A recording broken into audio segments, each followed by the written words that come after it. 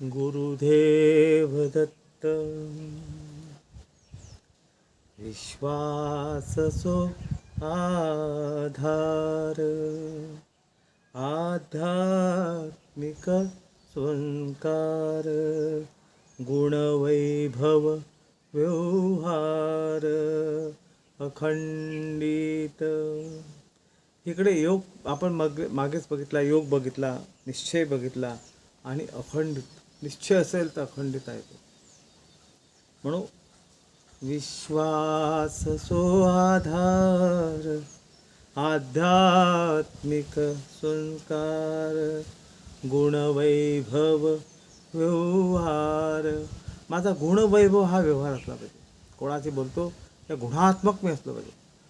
म्हणून गुणात्मक पूजा सांगितलेली आहे.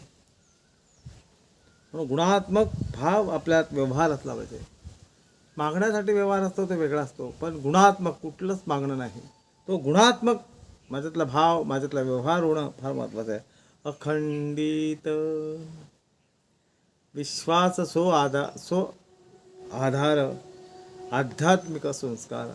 जे माझ्यावर आध्यात्मिकाचे संस्कार पाहिजे. हा खरा मूळ पाय आपल्यात असला पाहिजे.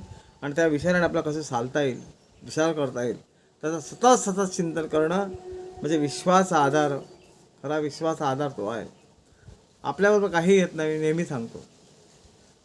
कोणीच कोणाचा काही घेऊन जात नाही, कोणीच कोणाला देत नाही. देणारा तो असतो, तो निमित्त असतो.